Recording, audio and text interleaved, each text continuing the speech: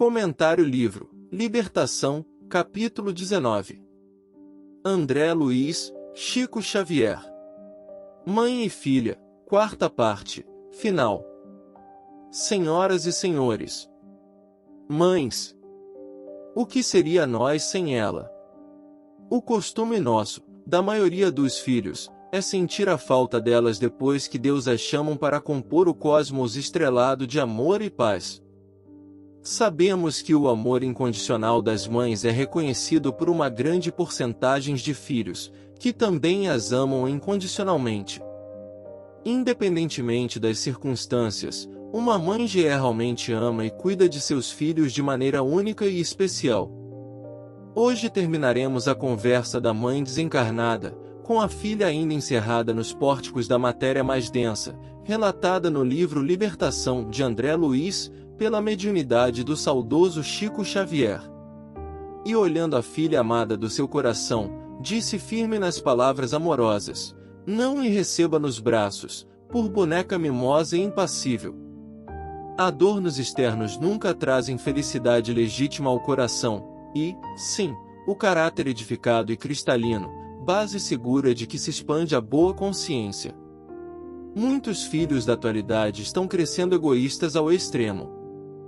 Fico observando aqui com os meus botões, que uma grande parcela de famílias abençoadas pela vida farta, vão viciando os filhos com presentes e mais presentes vários, enchendo seus quartos de carrinhos, de bonecas, de bichinhos de pelúcia, só que, os seus corações se encontram empedrados pelo orgulho, pelo egoísmo, que, com certeza, irão passar para gerações futuras. Com certeza, esses pais do parágrafo acima, também devem sustentar muitos braceletes de ouro, muitas roupas, muitos pares de sapato, muitos relógios como se o ser humano estivesse metamorfoseado de centopeia, enquanto muitos por aí estão com os pés rachados sem conseguirem até em andar, muitos desnudos sem terem uma camisa ou uma calça, que se encontram pegando mofo e traças em guarda-roupas repleto de supérfluos. Quanta insensibilidade, meu Deus! Vale ressaltar aqui, que as mães são frequentemente a fonte primária de apoio emocional para seus filhos. Elas oferecem conforto, encorajamento e um ouvido atento quando os filhos estão passando por dificuldades ou enfrentando desafios, isto quando os pais têm um raríssimo tempo em ver nos filhos, até mesmo se suas unhas estão sem cortar, ou ouvidos sujos de cera da indiferença. Como disse tão bem a mãe Matilde, a estufa pode alimentar as flores mais lindas da terra, mas não produz os melhores frutos. Corretíssimo. A quantidade aqui, fica aquém da qualidade de educação dadas pelos pais aos seus rebentos. A estufa do coração pode alimentar todo vícios à altura de um amor egoísta, mas não pode produzir aquele aconchego de alma com alma, que somente as mães altruístas o têm. Louvados sejam essas mães. As mães são mestras em orientar seus filhos desde tenra idade. Elas ensinam valores, habilidades básicas, princípios morais e ajudam a moldar o caráter de seus filhos. Devemos refletir aqui que não podemos generalizar. Tem muitas mães que pouco ou nada se interessam pelos filhos. Muitas vezes empurram suas proles nas mãos cansadas de avós, de babás que nada ensinam, ou quando sempre o dinheiro sobra de pais abastados, jogam em creches, espirrando também que venham, além da instrução, uma educação ilibada que nem elas mesmas têm. E continuando com os conselhos maternos. As conveniências humanas são respeitáveis, mas as conveniências espirituais são divinas. Sim. Muitas mães transformam os filhos em bibelos, olvidando que em vários tombos que venham a cair, esses corações filiais se fragmentam em 1000 pedacinhos, sem que esses mesmos filhos possam ser auxiliados, amparados, resguardados por mãos maternais acima de qualquer suspeita.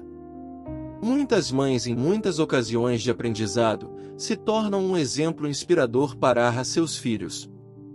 Os filhos podem se espelhar em suas mães e se inspirar em sua força, coragem e determinação, quando essas virtudes, estejam em um campo de sentimentalidade, de espiritualidade, onde seu ponto de apoio seja uma cristandade à altura dos seus segredos maternais os mais respeitados. E seguindo com as orientações maternas. Não é com enfeites exteriores que ajudaremos o vegetal precioso a crescer e frutificar, mas, sim, com o esforço perseverante da enxada, com a vigilância na defesa, com o adubo estimulante e com a poda benfeitora. Esse parágrafo, se fosse ele o único desse capítulo, fecharia com todos os louvores. Não se prepara os filhos tão somente com enfeites e quitutes, que venham mais das vezes intoxicar aquele espírito que está ali na vanguarda do esclarecimento e da experiência bem vividos.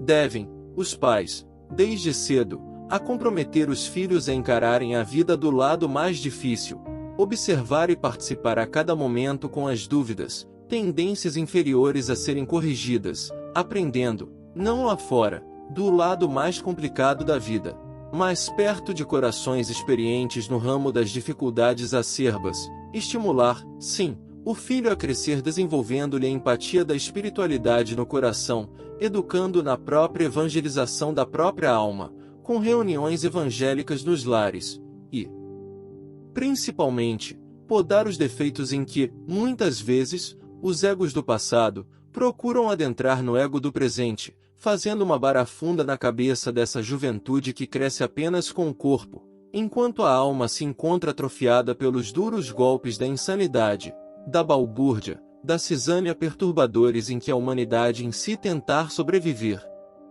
Vale aqui a dica.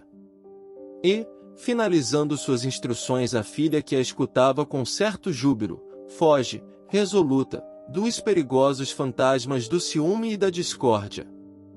Aprende a renunciar, nas questões pequeninas, para recolheres com facilidade a luz que emana do sacrifício. Vindo de uma viagem, ouvi um trocador de ônibus conversando com o motorista antes da saída. Falavam qual o acertado meio de escolher entre o amor e a fidelidade. Muitos deles que depois iam chegando, diziam resolutos que sem amor não há fidelidade. Até certo ponto podem estar até certos, mas, se não existe uma fidelidade em um casal desde os seus princípios de namoro e de noivado, depois de casados, o amor fragmentado reinará plenamente entre casais que optaram conviver com seus companheiros e companheiras, movidos exclusivamente com o ciúme inveterado, trazendo, em conteste, a discórdia entre ambos e com os espíritos que Deus lhes confiou à sua guarda.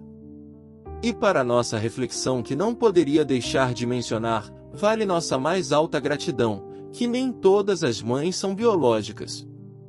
Mães adotivas, madrastas, avós ou qualquer outra figura também paterna que desempenhem esses papéis na vida de uma criança também podem ter um significado profundo para os filhos.